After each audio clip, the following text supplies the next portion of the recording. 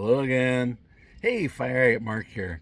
We're outside. There's a little bit of sunlight. We've got the shade up, and we're going to go through some fire agate windows.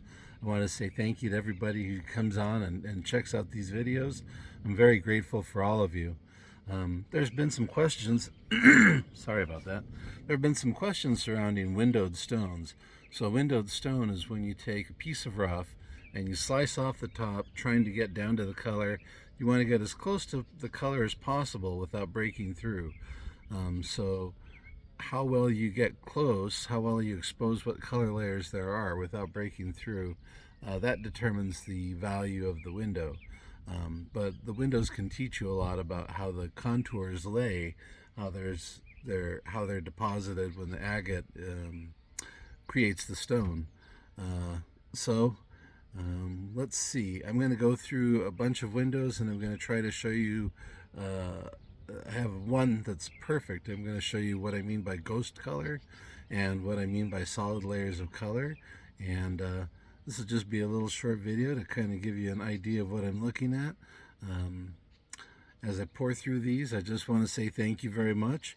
If anyone else has any questions, we're going to be carving soon. I got the shop all set up today. I'm just grading out some stones really quick, and then later on I'm going to get back down to the shop, so I'll do some more shooting. Thank you very much, and let's get back to the stones. Okie doke. So here we have some windowed stones that I've set aside just to go through and kind of get an idea of what's going on. Forgive me. Let's see. So here we go. When I'm inspecting the stone, I usually have my visor on, so I'm looking under magnification. So this is what you'll be seeing here. When I'm looking at a stone, I want to see where the layers are and where the breaks are. So there was a break where they cut into one layer, but another layer starts underneath it. So you have to determine where the best color is. You're going to shoot for that orange, you're going to shoot for red, you want to shoot for the blue. That blue is a perfect example. Excuse me. That blue is a perfect example of what I mean by ghost color. Because if you look at how thin that layer is, and then it disappears right underneath. So if you carve down over the layer, looks like there's a yellowish green layer, a dull orange. I would probably carve to the dull orange color and then sand and polish till it turns yellow-green. Sorry, do my final polishing before I stop at the blue. Because if you break through the blue, you've got another 2 or 3 millimeters before the color starts again. So those are some things you want to take into account while you're carving. Let's see if we can get a better idea of what's going on. Here we go. These bubbles here, this is what I want. Nice uniform surface when I'm carving. I want to get down in there and be able to see those. That blue is nice. See, it's almost, yeah, it's like a rainbow. Red, orange, yellow, green, blue, violet. So let's see. There's some more up here. What you got to do when you have these is you figure out what the color layers are, how they're stacked up, and then you can follow one in. Say I want that green. I know there's that orange over it. So I'm going to clear the whole stone down to that orange layer, like doing a puzzle, carving out, getting rid of anything that isn't that layer of color, like just moving, grinding down into the valleys. And then as I clear it up, this will become clearer. I can sand down in, and then it'll go from that orange to the green. It doesn't always happen on every stone where it meets up. Sometimes it's two different stones that grew together. But from the bottom of the stone, judging from the bottom, it looks like it's a fairly uniform layer.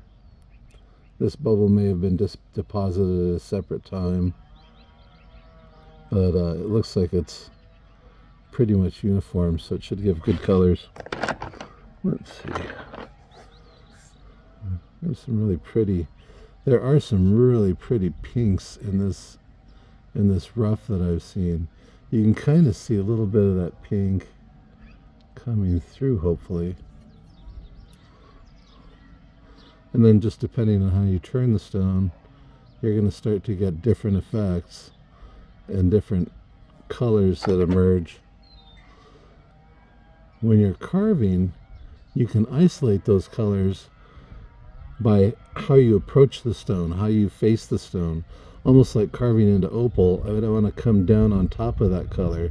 But the pink layer that I'm seeing is on the back here. So what I'd want to do is come in. Let's see, can you see that? Or is that too dull?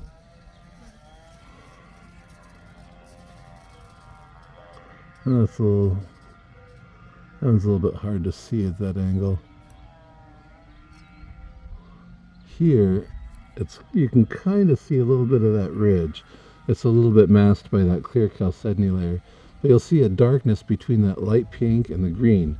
So that darkness is just dark layer, that dark agate in between. So if I grind that out, the color will become more vivid because there's nothing obscuring the color.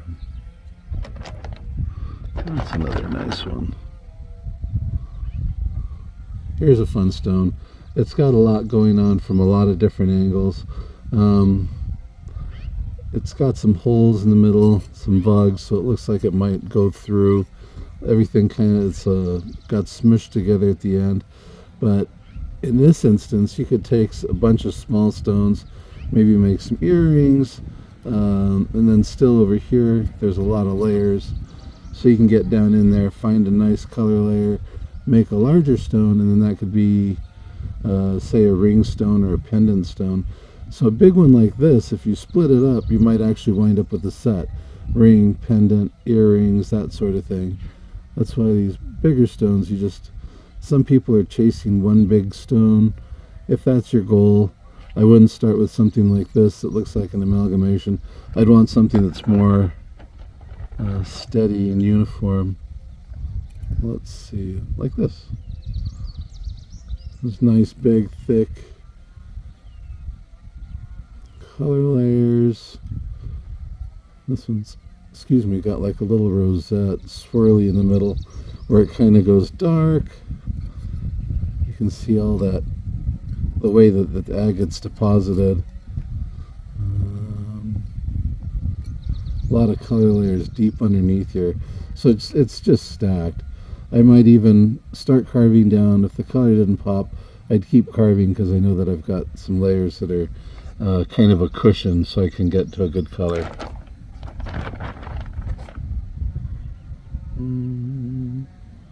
Yeah, that's all right. That's pretty. So in grading these, I'm definitely gonna figure out which ones I like the most, which ones are, not my style. There's some nice little easy fast ones. A small one like this, now if you start with a small stone, it's easier to come in, remove that brown, round out the sides, and then bam, you have a ring stone or whatever else you might decide to use it for.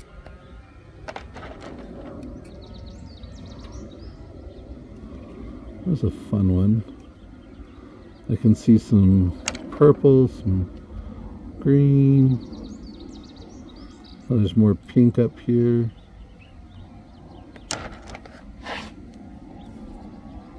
I hope that's coming through clear. There we go.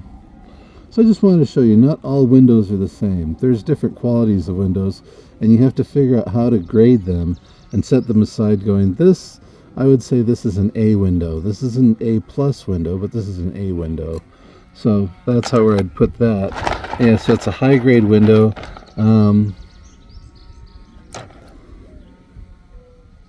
Something like this. There's a vast surface of purple. It's deep enough. The agate's kind of grown together, but then there's some more teal, yellow, green. The colors, there's more than enough colors to justify calling it imperial, but it's not an imperial window because it's not really gonna, you'll have stone here, stone here. I mean, some people would. You might call it an imperial window, but I want something that's more uniform, a larger stone. I actually happen to have one. Let's see. Usually I keep a rock in my pocket. Yeah, there's one that I think I've shown you before. This is one that another window that I have. That's a fun one. That's going to have some really pretty green, pink, orange, bright colors.